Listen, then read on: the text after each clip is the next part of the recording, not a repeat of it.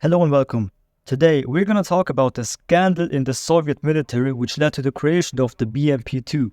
Since this topic is very informational, I'll break this video into two parts. So let's not beat around the bush and let's get into it. Alright, so in short, BMP stands for Boevaya Machina Piechoti, which literally means combat machine infantry, which quite obviously implies that the BMP is made for the infantry.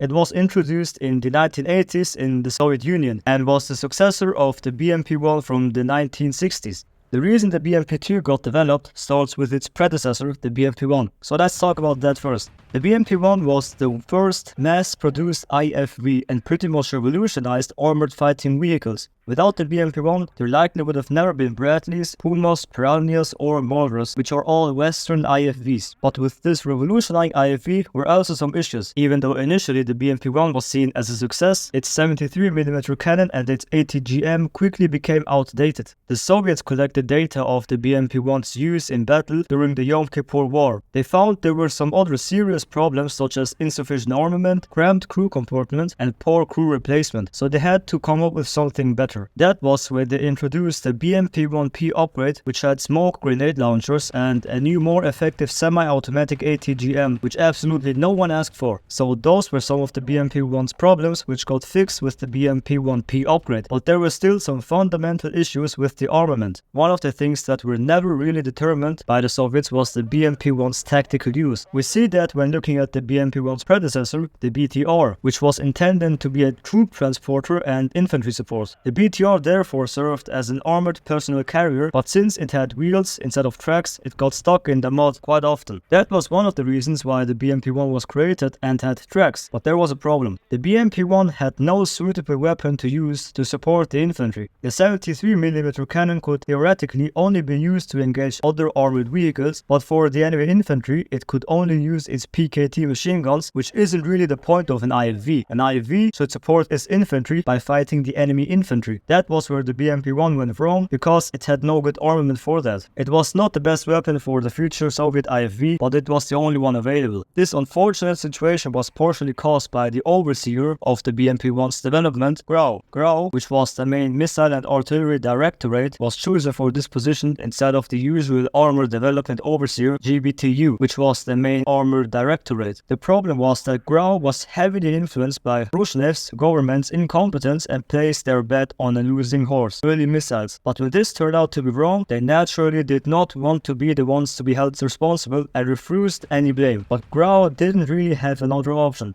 Lighter automatic cannons were only developed by the Soviet Air Force and Navy, but those fell under different government officials to which Grau had no affiliation with, and Grau had no institute or bureau to design one themselves. But there was something even worse. For some reason, Grau officials fell in love with the 2A28 cannon and started promoting it as the most powerful gun ever mounted on an IFV.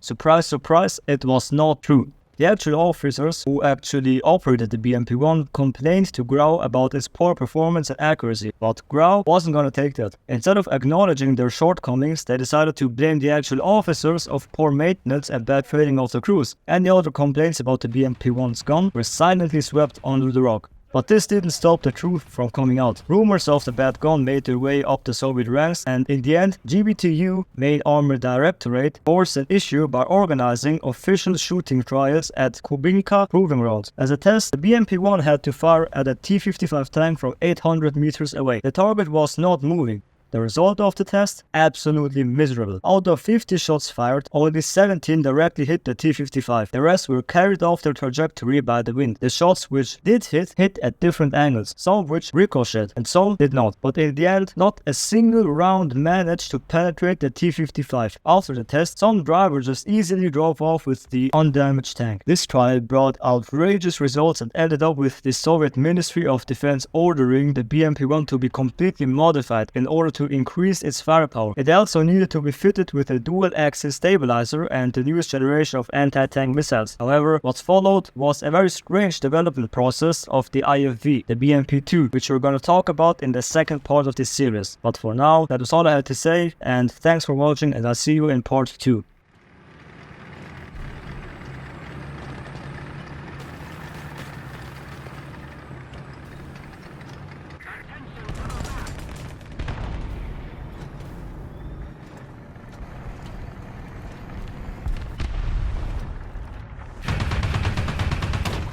Target destroyed.